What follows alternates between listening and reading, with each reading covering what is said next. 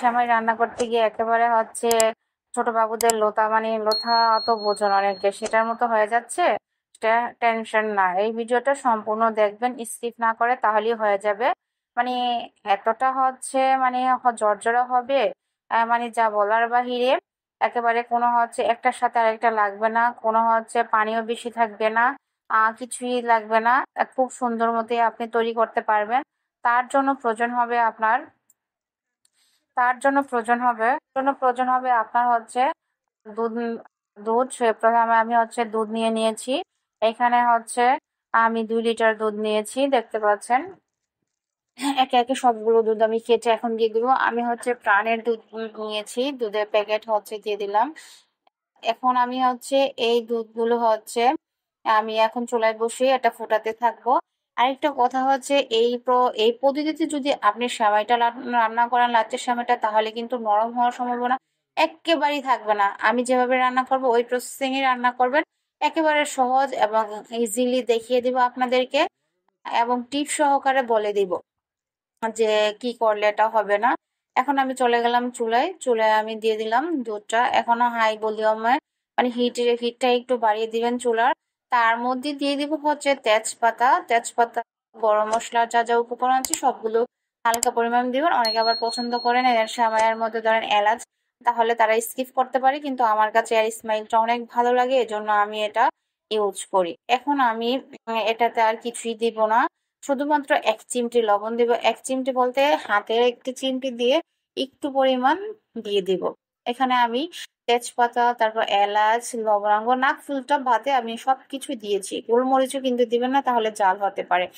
এখন আমি এটা একদম ফুল ভলিউমে বাড়িয়ে দিব, যাতে করে দুধটা তাড়াতাড়ি জাল হয় সুন্দর মতো।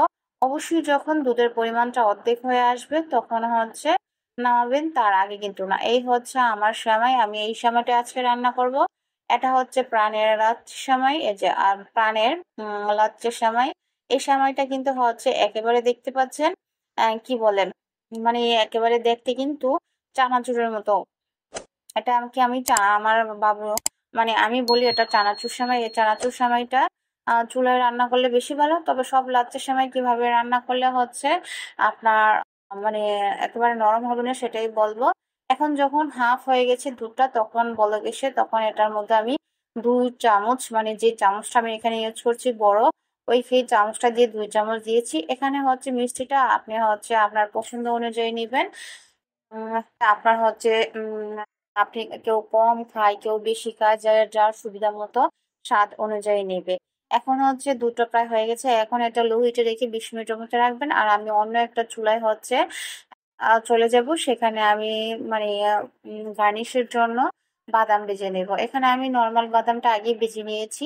এখন এগুলো একটা টাচ আপ দেওয়ার পালা। সেই টাচ আপটা দিবে এখানে বাদাম, নর্মাল যে বাদামটা আছে, পেস্তা বাদাম নিয়েছি 3টে, তারপর কাঠবাদাম নিয়েছি 3টে, ওগুলো কুচি করে কেটে, তারপরে এর মধ্যে 1 টেবিল চামচ বাটার দিয়েছি। বাটারটা দেওয়ার কারণ আমি যখন গার্নিশ করবো তখন একটা বাটারের স্মাইল আসবে।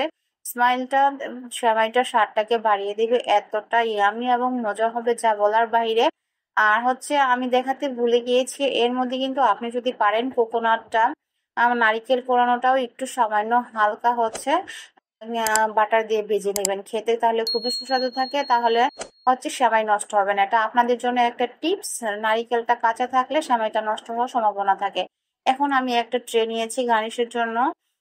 সেমাইটা আমি চুলায় রান্না করলাম না, এটা কিন্তু চুলায় রান্না করবেন। তবে অন্যান্য লাচ্ছার সময় চুলায় রান্না না করাটাই ভালো। এটা সেমাইটা দেখতে পারবেন কেন বলছে এটা চুলায় রান্না করতে পারবেন। এটা একেবারে ঝরঝরা এবং ঝরঝরা এবং দেখতে অনেকটা চানাচুরের মতো দেখতে পারবেন। যখন আমি এটা প্যাকেটটা খুলবো, একেবারে চানাচুরের মতো দেখতে পাচ্ছেন। এটা মুট করে কিন্তু খাওয়াও যায়। আমি এই চানাচুর সেমাইটা একে একে সবগুলো সেমাই, আমি এখানে কিন্তু হাফ হাফ রান্না করেছি। সবগুলো সেমাই এখানে রান্নার প্রয়োজন হবে না, কারণ আমরা মানুষ 2জন, এতগুলো সেমাই দিয়ে কি করবো।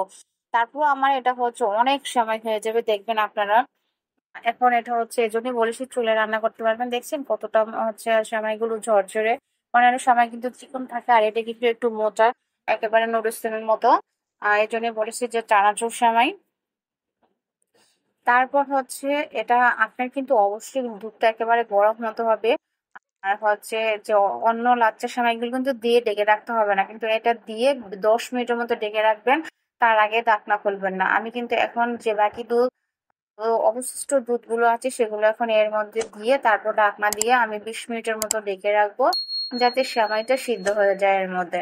এর জন্য বলেছি এটা চুলায় রান্না করতে পারবেন, সমস্যা নেই। তবে অন্যান্য বারবারে একই কথা বলছি, অন্যান্য লাচ্চা সেমাইগুলো চুলায় রান্না না করাটাই ভালো, কারণ ওটা নরম হয়ে যায় তাড়াতাড়ি এবং হচ্ছে লোতার মতো হয়ে যায়, বাচ্চাদের একেবারে মনে হয় সুজি রান্না করেছে বা হালুয়ার মতো হয়ে যায়।